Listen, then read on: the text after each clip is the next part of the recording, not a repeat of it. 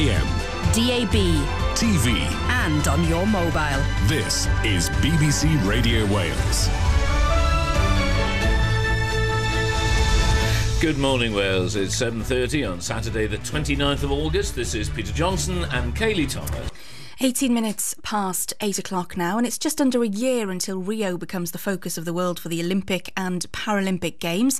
Well, hoping to qualify to head to Brazil is the GB Wheelchair Rugby team, who could qualify for the Paralympics in the next 2 weeks.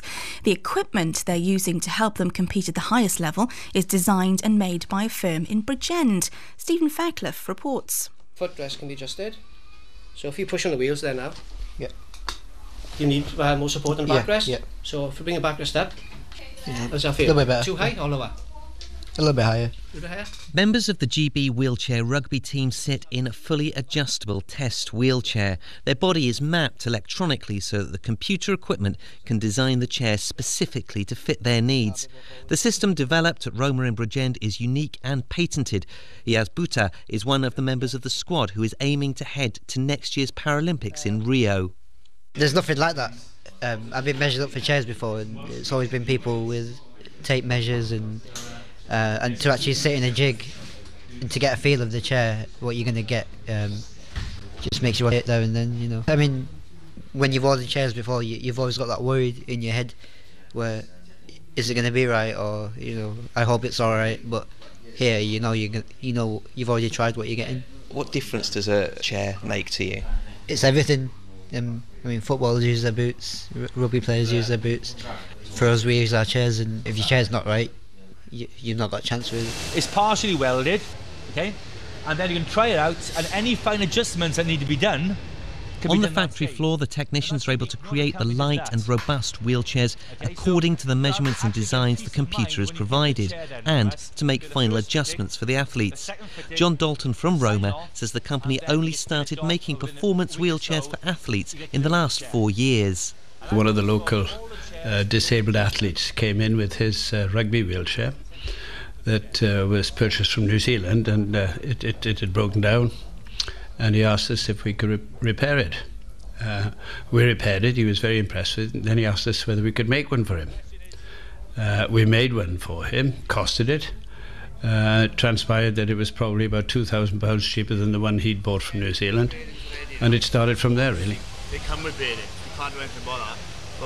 Since then, the company has invested £250,000 into its elite chairs. It believes it leads the UK in the field. It's developing chairs for other sports, but it has forged an association with GB Wheelchair Rugby, which David Pond, the chief executive of the team, says he hopes will lead to improved success. The analogy I always use is, if you look at what that bike did to British cycling, it made a dramatic difference to cycling, and now everyone uses those sorts of bikes, That's our kind of aspiration with this particular chair manufacturer, to get to that particular position, and we're doing a lot of work around that.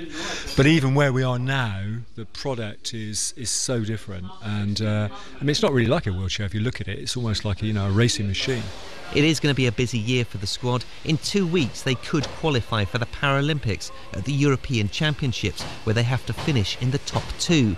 Then there's the World Wheelchair Rugby Challenge in London, before preparations begin for the Paralympics in Rio.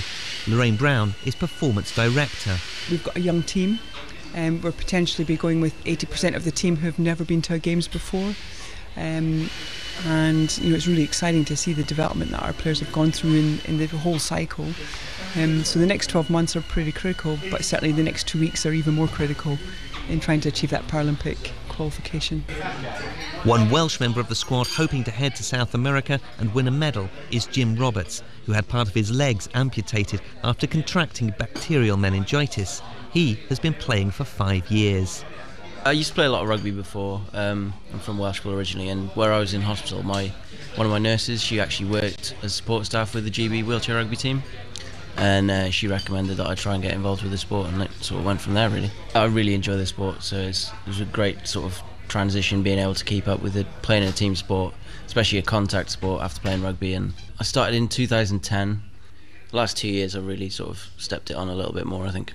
The chair is everything that we're using. If it doesn't fit, then you're really going to struggle. So to try and get something that is going to work for you as an athlete is huge. So We've got Europeans coming up in September, then the BT WWRC coming up in October, and then Rio after that. So I mean, yeah, we've got a busy schedule and lots of camps and lots of travelling in between.